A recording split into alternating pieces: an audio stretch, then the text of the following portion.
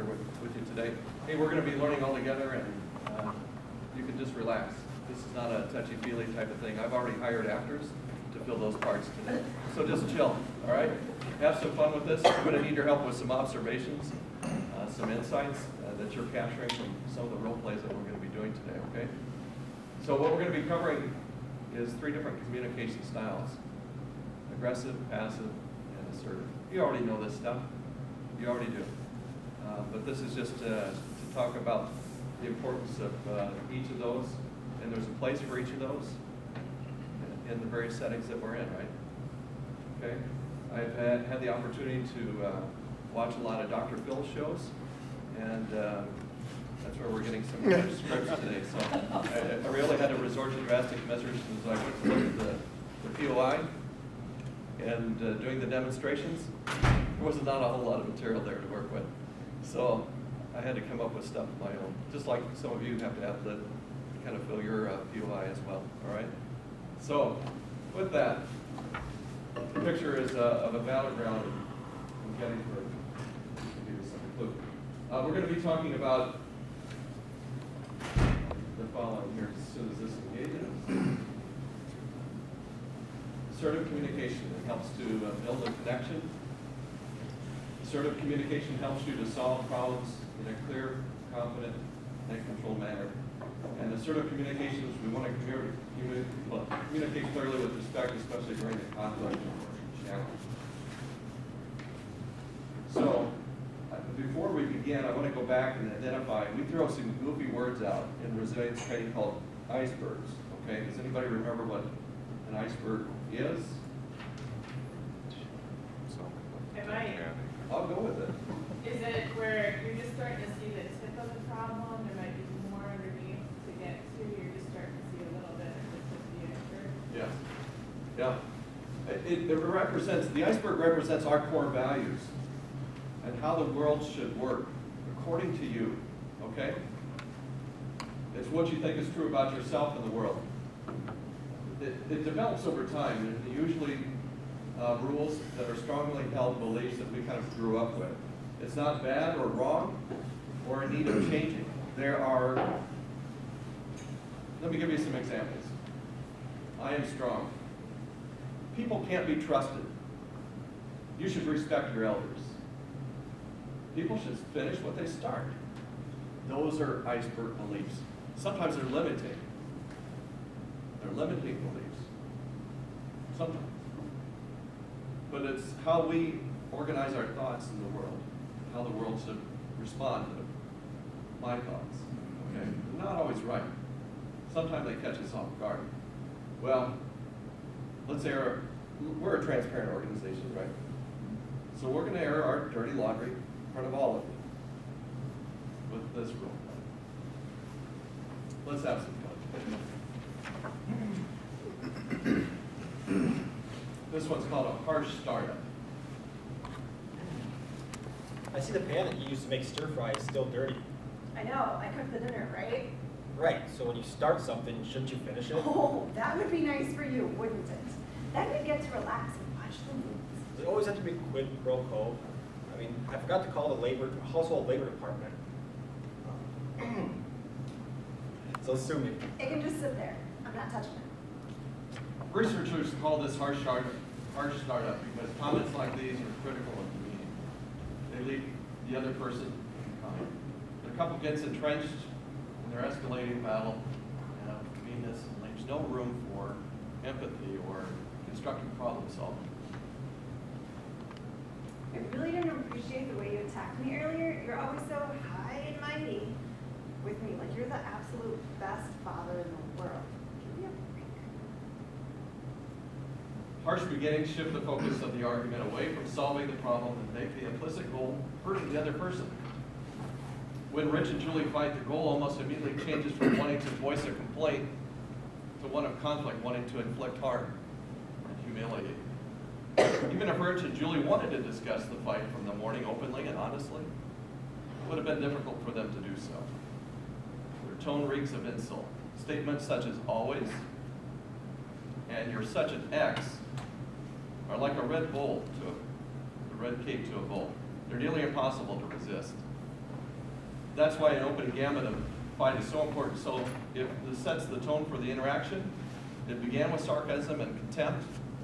It's very hard to continue in a productive manner. So I have some notes if you want to take some of these and pass them around. I have 2 handouts for you. Back here. Pass them around. Make sure everybody gets one. There's 2 handouts, 2 different handouts.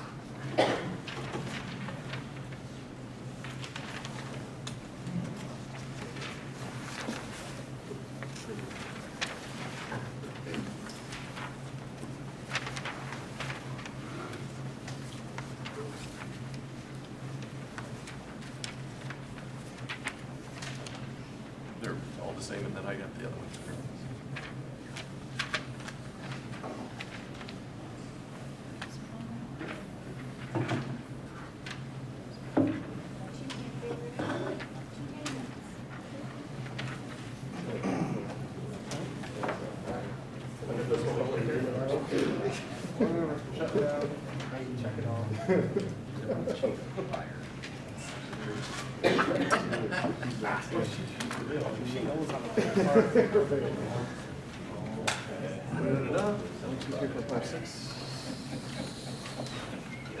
Shine 2, shine 2, shine 1.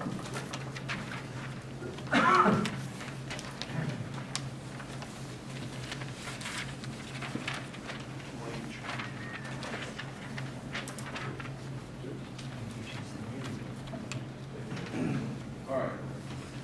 So you have a handout on communication styles, and you have one on the ideal model. Make sure everybody has those. So, good. Thank you.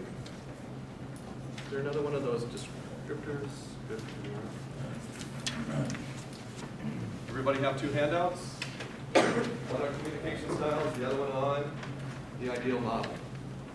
Let's talk a little bit about the descriptors on here. The first column, it talks about what I'd like to hear your feedback on based on that role play scenario is, what did you feel? What did you see? What was the body language like? What was the tone like? I'm open to your feedback. So let's talk about the descriptors for a minute on that role play. What did you see and feel? The anger. So anger. With the tone, With how the they were tone. approaching it, talking back and forth. Okay. Felt like they're trying to one up each other Mm-hmm. with daggers. Yeah. Darn near. We had daggers, they would be out when they. What else? So aggression, that was kind of aggressive? Now, that style of communication style was more of an aggressive one, wasn't it? We didn't let it fight, we just got back into it, right?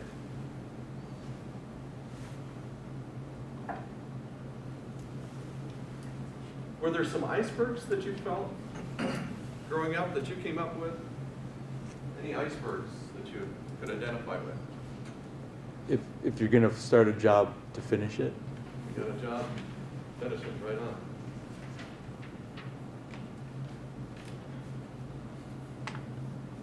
Others? I think from her perspective, another one too, where she said, well, I made the dinner, you know, was there an undertone, like, help me clean up afterwards? Maybe a nice word. Didn't even get nice about it, did we? No. No. Just kind of kept going down that road, that spiral.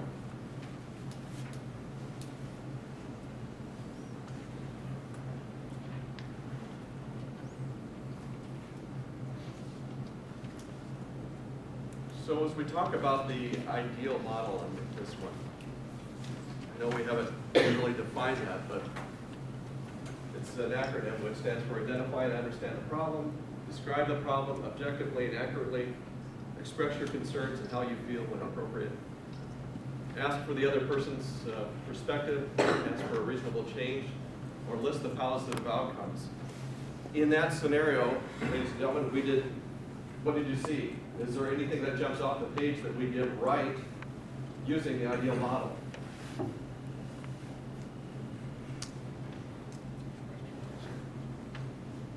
Probably not a lot. I listed my grievances, right? I erred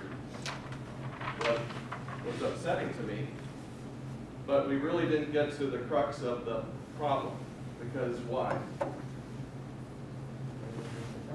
Everyone was defensive. I'm not really listening or engaged in the conversation. I just had to be in that moment with you and airing my life. And we've been in those kind of conversations. And I can recall on one hand times that I've been in aggressive communication, using aggressive communication style because my attitude wasn't right. I wasn't listening, and it was my way or the highway. And I thought long and hard about those conversations. And they kept spinning around. And I kept replaying it. And wondering why I had to go down that road in the first place, right? So we've been in places where the problem never gets resolved. We stay in a spin cycle of all things. And that really, I'm going to probably be having the conversation again. And then probably not getting to where I need to be to really have the conversation so we can move forward constructively. All right? But we have another scenario. Let's try a different approach.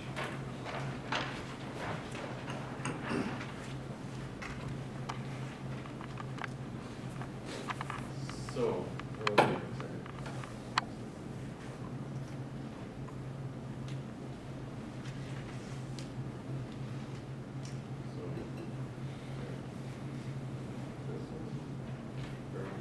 We're about ready to go. Waiting on me. Let me set the stage for all of you folks. Julie and Rich are midway through the chaotic morning routine. Maybe you've seen this at home at your place. I don't know. Rich gets to the three kids dressed for school while Julie showers and dresses for work. Julie puts the kids in socks and shoes while he showers and sends an early morning email. At 7:15, when Rich gets downstairs, the kids are eating their breakfast in front of the television, while Julie is packing lunches for the school-bound kids, leaving a note for the babysitter about a play date for their youngest. It's breakfast in front of the TV that triggers the fight. We join Rich now. What is with you? Why are you eating breakfast in front of the TV? I thought we agreed on this. I can't be late again, okay? I just can't be late. Please, start with me this morning. I'm too tired. It's just idiotic. It doesn't save any time. We've been over this 20 times already. We agreed that they don't eat in front of the TV and then eat at the table. Fine. You want them to eat at the table? Great. Go for it. From now on, you're in charge. You get them dressed, pack their lunches, get their breakfast, and make sure they pee and get them in the car. Really? Just go for it, okay? Have fun. I don't get it, Julie. Mothers across America are getting their children breakfast and off to school. As far as I can tell, they don't think of themselves as martyrs. Why is it such a big deal for you? Okay. What are some descriptors that you see regarding the body language, tone of voice, contact with one another? What did you see? She turned her back to him. She turned her back to him. Our style of communication is passive on that. What else did you see? Was there, what about the eye contact? What about the tone? What did you observe? She wasn't making eye contact. She wasn't making eye contact. The Maybe. comment about, we've been through this 20 times. Yeah, nothing gets resolved, right? We're still in this spin cycle. Her tone defeated. Oh, her tone was defeated. Yeah. No eye contact, no tone. The language and the words being used, the blame, you, the not taking responsibility but blaming. Good catch. Fearful, appeasing. Is this a bad communication style? Effective one. Not an effective one. But is it bad to be passive in our communication? Are we passive at work? Are we passive at home? There's times where it works. It depends on the situation. Sometimes it might be helpful, at other times it's not. Right. I agree. And nor is the aggressive style of communication. In some settings, we have to do that. In OCS, when we're working with a candidate, and I'm trying to drive home a point, one-on-one, I might be a little bit more aggressive to hit that point home, all right? So it's not a bad style of communication, but it depends on the situation, depends on the setting, and what's the hope or the outcome that you're looking for. So I think those are all key points. Other observations? Sulking, submissive, fearful, appeasing. Any icebergs come to mind? Yes? Families should eat at the table together. That's how I was raised.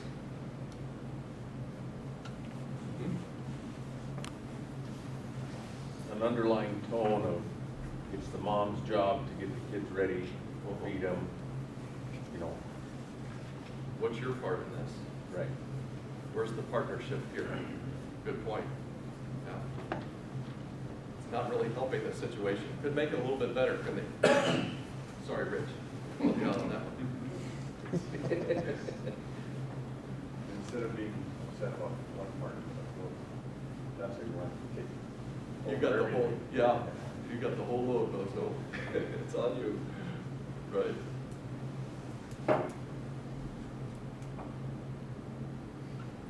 So in the passive, we saw this type of style of communication.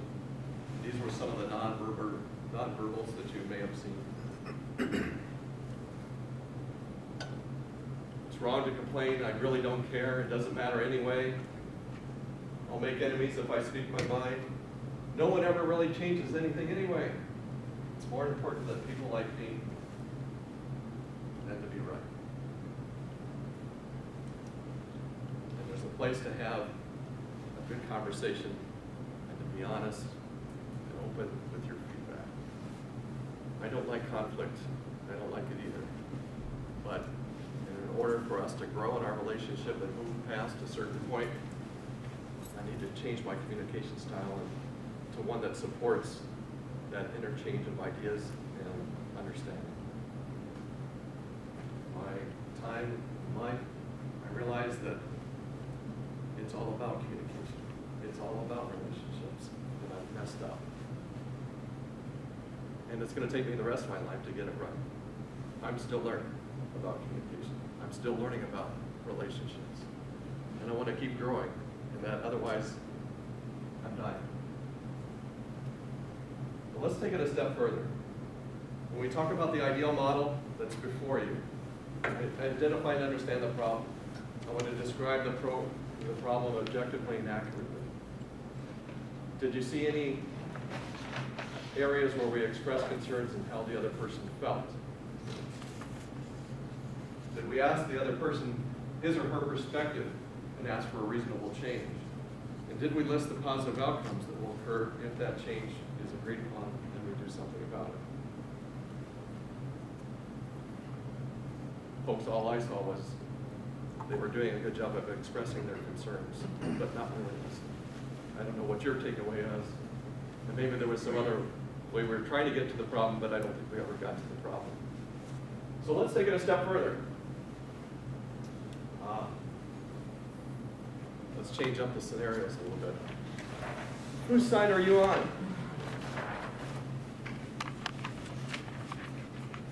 So let me set the stage. Meg and Joe have been living together for a year and a half. Joe's mother, who doesn't approve of them living together, is coming to visit for the weekend. And Meg is not looking forward to it. Joe's mother has a history of being critical and negative. This doesn't happen around Thanksgiving, right? And it often leads to fights between Meg and Joe.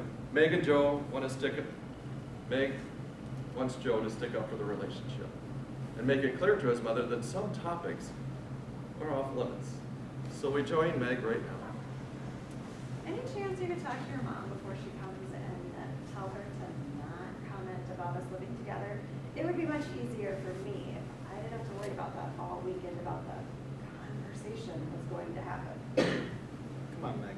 Cut her a break. She's from a different generation. She doesn't agree with what we're doing. You can't expect her not to say anything. Just shrug it off. It's not like her opinion is going to change anything between us. That's not the point. I just don't want to be tense all weekend, and if you told her that the topic was off limits, I might be able to relax and enjoy the visit.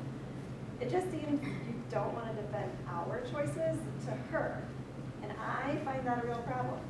Whose side are you on? Listen to you, she's just coming for the weekend, or weekend. I wish keep a little perspective. You make it sound like I'm always siding with her over you. We haven't seen her in 6 months. I know it's just one weekend, let's be honest. There have been a few times when you've let her talk about us in a way that you wouldn't put up with if it came from anyone else. Are you forgetting that you're going to serve dinner on those conversations? I just want to feel like I'm your primary concern. Is that too much to ask? You're our primary concern. It's just not easy with her. You see what she's like. She can suck the air out of her room. Wasn't it good that I told her that she could only stay for a week? Her weekend? She was going to stay for the whole week, remember? I deserve points for that. Yeah, you're right. That was great.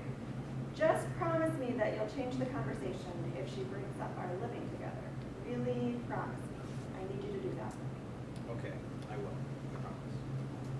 So you observe 3 different communication styles, the aggressive, passive, and assertive. 2 different styles of fighting. Rich and Julie are demeaning and sarcastic with each other, while Meg and Joe and their complaints keep them clear and specific. Every relationship requires work.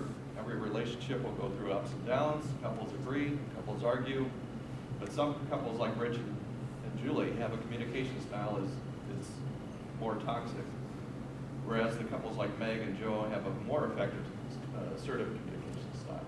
So, what did you observe in that scenario?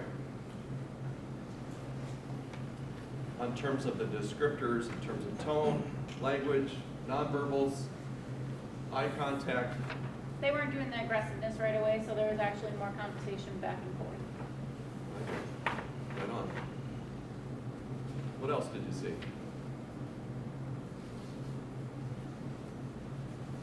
They actually listened to one another. They did. It was a conversation we didn't want to have, but we had to have.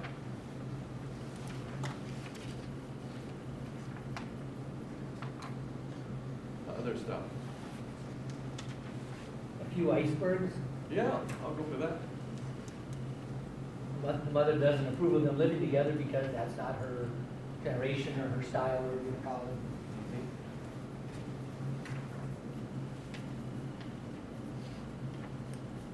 it. Was the conversation clear? Confident?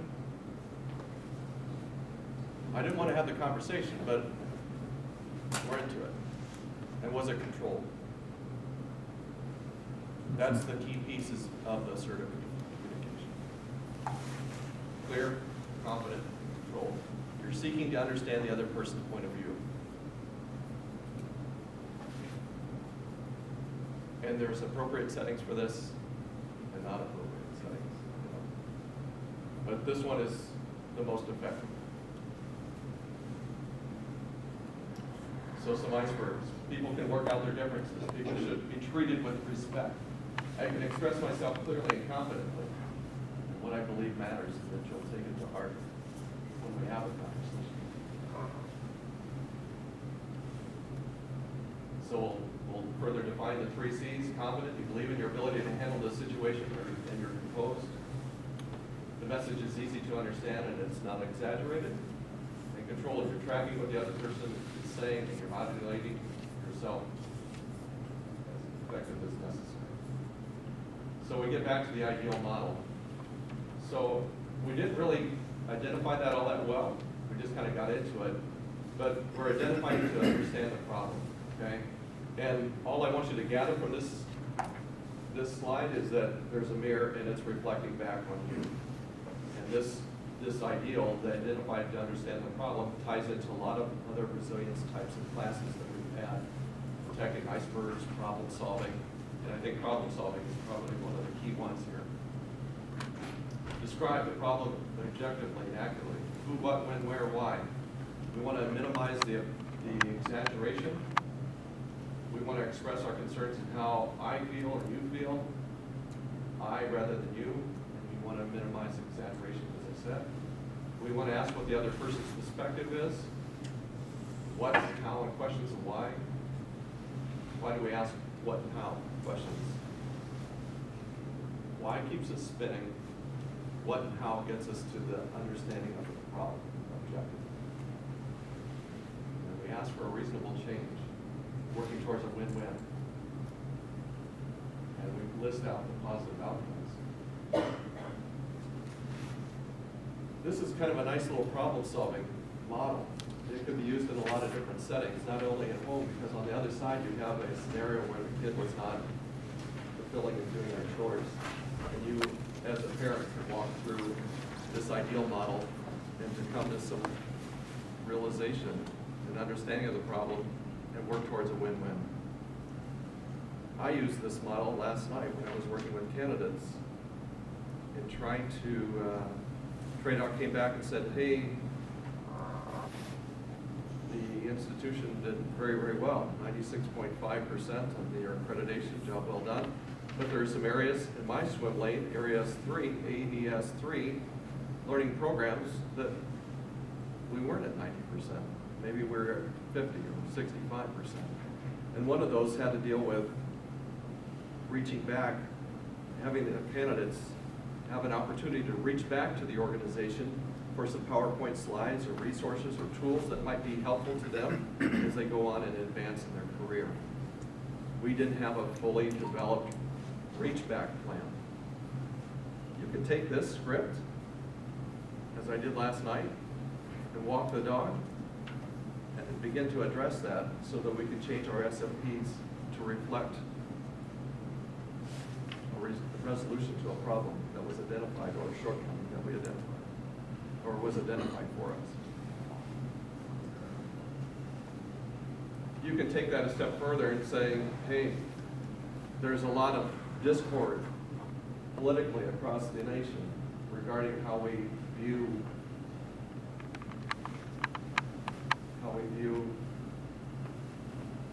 ourselves as Republicans or Democrats and understanding the key issues of the day and finding common ground.